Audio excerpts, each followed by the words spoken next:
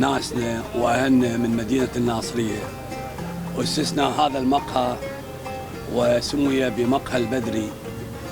تشتهر المقهى بروادها المتميزين من الأخوة الرياضيين والأدباء والشعراء والصحفيين والإعلاميين وكافة شرائح المجتمع. هذه المقهى تتميز بأنواع القهوة وخاصة القهوة العربية. القهوة العربية عندنا هواية، هي طبعا القهوة 4 أنواع، وأفضل قهوة هي القهوة الكيف اليمني والبن والقهوة الخضراء السعودية وأنواع القهوة وكوفي بيليا البرازيلي. أنا قاعد هسه أول ما بديت المقهى قبل لا أسسها كنت أسويها بالبيت، أحضرها بالبيت. تعبت تقريبا 3 أشهر أو 4 أشهر، يلا حضرت هاي المواد، وكلها مواد نباتية غير مضرة وبها فوائد جدا كثيرة للإنسان. فبعد ما شفتها وجربتها عن طريق السفر بسيارتي أفتر بالمدينة وذوقها للناس مجانا، فاقترحوا أبناء المدينة أن أسس هذا المقهى، هم يكون هو ملتقى لجميع الرواد لأبناء الناصرية. فالحمد لله والشكر منذ تأسيسه سنة 1915 وليومنا هذا سنة 1921 القهوة أو المقهى تزهو بروادها، وأغلب روادها من الأخوة المثقفين من أدباء وشعراء ورياضيين ومن جميع الصنوف.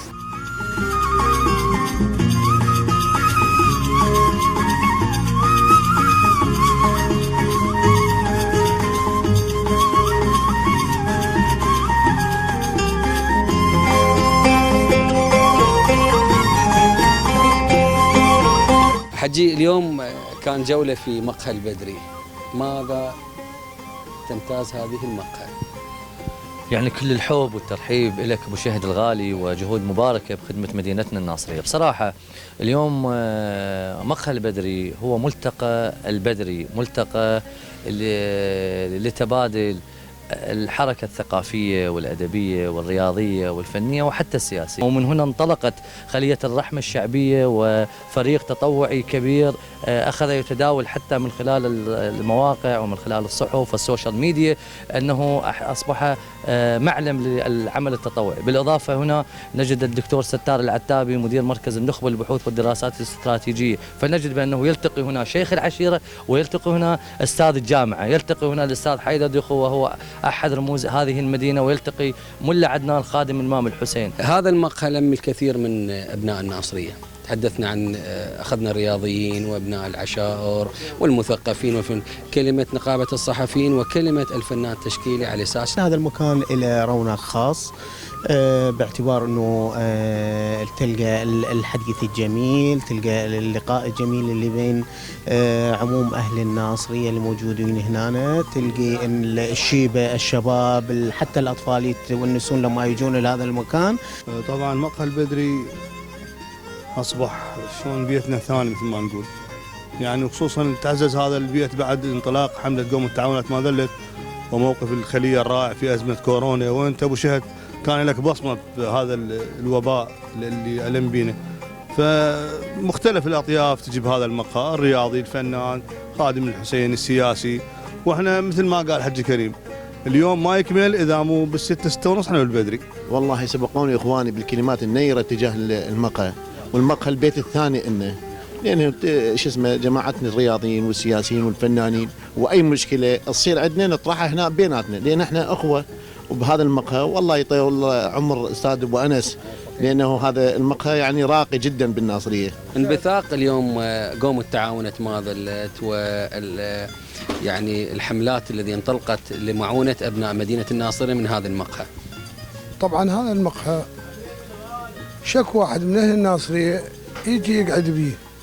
هذا المقهى هذا لامنا كله احنا، والحملة انطلقت من هذا المقهى. يعني بالنسبة للأرزاق للأكل كلها منا من المقهى ونطلع. يعني المقهى إذا ما نجي يوميا ما نرتاح. ولد الناصرية كلها تجي لهذا المقهى. يعني المقهى صار عبالك بيتنا. لكل مشروع أمنيات، ماذا يتمنى حيدر دوخي لمالك البدري في هذا المقهى؟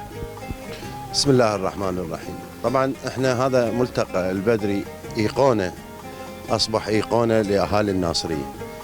يعني سبقوني اخواني، كل اللي موجودين من اهالي الناصريه، من رياضيين، من فنانين، من صحفيين، من تجار، من كل الفئات، يرتادون الى هذا المقهى للتباحث، طرح وجهات النظر، طرح بعض المشاكل اللي تخص المدينه. اليوم تتواجد بهذا المقهى، اليوم الرياضي الرادود الحسيني، الشاعر، المثقف، ابن المدينة، ابن المضايف.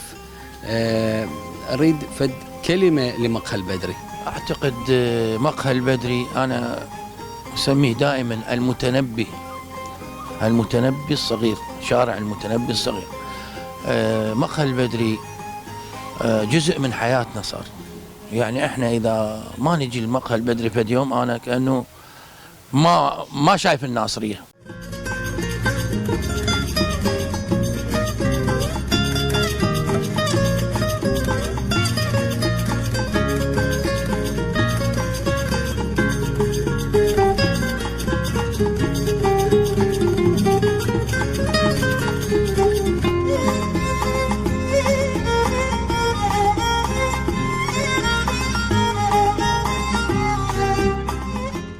إلى هنا انتهت جولتنا لهذا اليوم، انتظرونا وجولة أخرى. كان معكم حيدر الإبراهيمي من شبكة صوت الناصرية ذي قار.